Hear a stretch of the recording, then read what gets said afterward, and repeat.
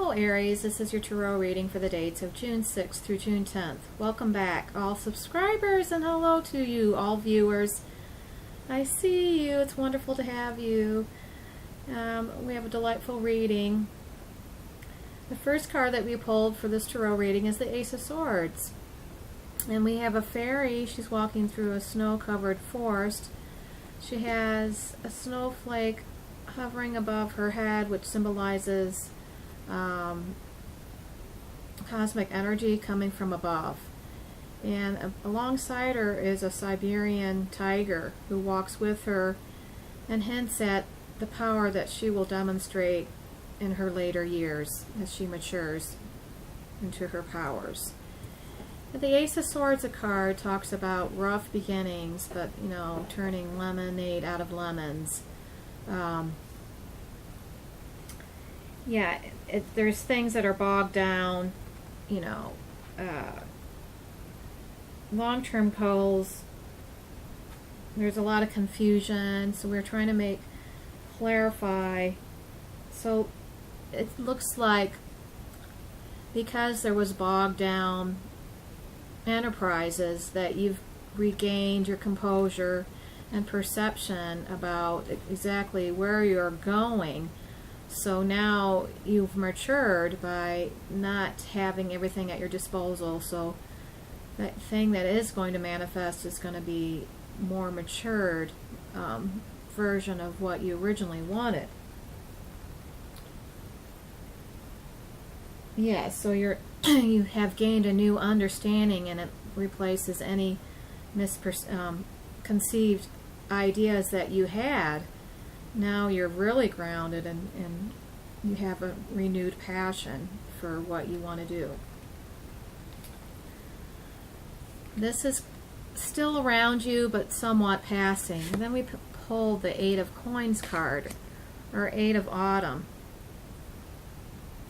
Doreen talks about how autumn is a time in the year where you're actually manifesting. So the coins, or autumn, speaks of that.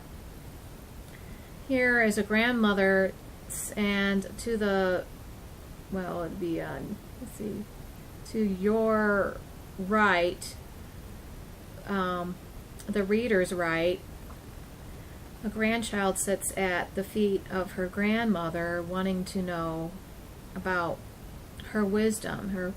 The grandmother is offering her the stories from the past, and the granddaughter is enthusiastically writing down everything that the grandmother is saying. Kind of reminds me of a scribe, or, you know, a scribe like in Egypt, where the scribe would write down the history. They would be the history taker. So let's talk more about the Eight of Coins card. Here, your heart is in your work, and you've actually committed yourself to the process. And so you're dedicated. You're on the right track. Your skills and talents are definitely appreciated. Still, there's more to learn. So you have that serious commitment that's allowing you to do your research, to do your homework. It also could hint at our apprenticeship, diligence for the task, and attention to fine detail. And the Supreme Being has also given you some ideas about some cures for the week, to make the week more grounded, more enjoyable, a more joyful week for you. So dear Aries, he says, slow down and smell the roses. You're fast-moving people. So he says, reward yourself for all the hard work done, and slow down, smell the roses. He's saying, how about if you donate some of those old clothes that you have in your closets? And remember to, he says, walk away from people that don't get you, and before you do it, they'll control your temper. And please acknowledge the source. So if that means prayer for you, then acknowledge the source through prayer. And the Supreme Being would like you to take this week to rest. It looks like You have a lot on your plate, and you could do with a good rest and relaxation session. Now I'm going to listen spontaneously to what the Supreme Being has to say to even out the week and make it beneficial for you, dear Aries, passionate Aries.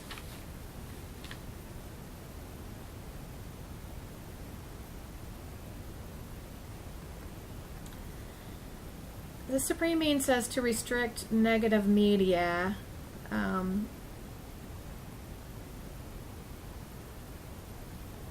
Because it's going to fire the fiery Aries up, and that's great for when you need to be motivated for a task, but there's no motivation here that is going to benefit you in your personal life or otherwise in your business life.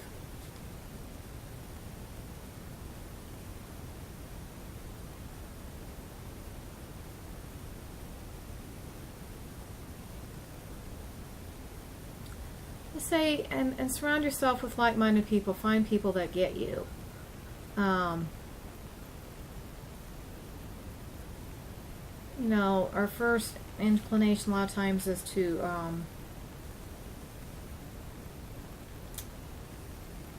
become passionate about people that have become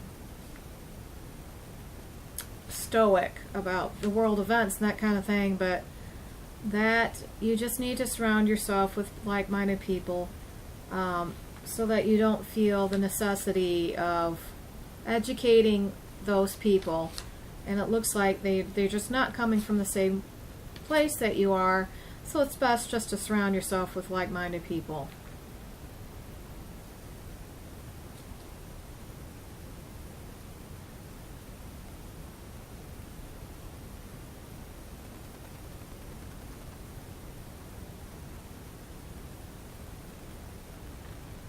So he's saying, so Aries, you need to genuinely look at where you're spending your time and with who, and start reserving your time, your quality time for those people that get you and believe in where you're coming from.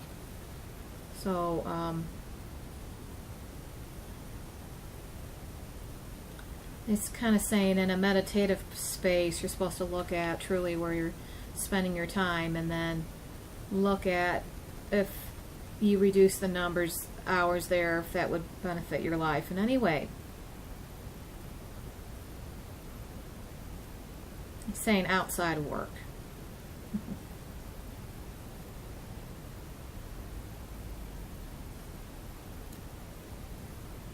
I'm seeing somebody listen to some jazz music. That looks like that's a relaxation space for you. So God Goddess is saying, yes, what?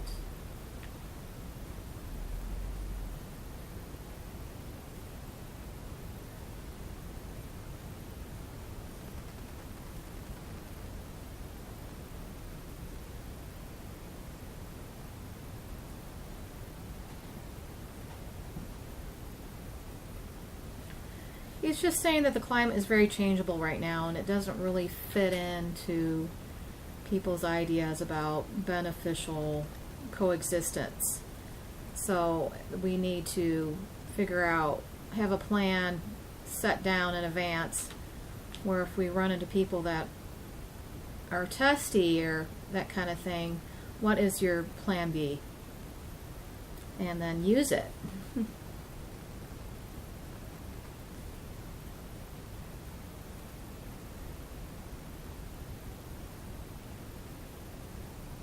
Yeah, it's like limiting the hours that you spend around people that aren't coming from a positive space.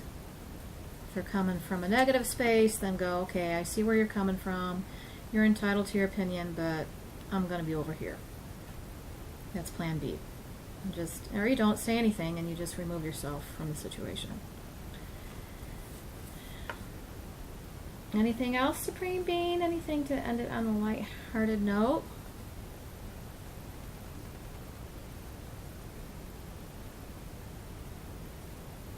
It's going to be a pretty mellow weekend.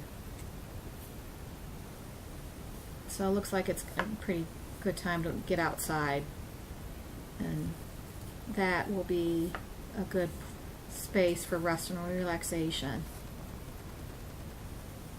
Sounds good to me, Supreme Being. Thank you so much for being a kind, considerate audience. I do hope that you have a joyful week, and as always, it's been a pleasure. Until next time, love and blessings. Bye-bye.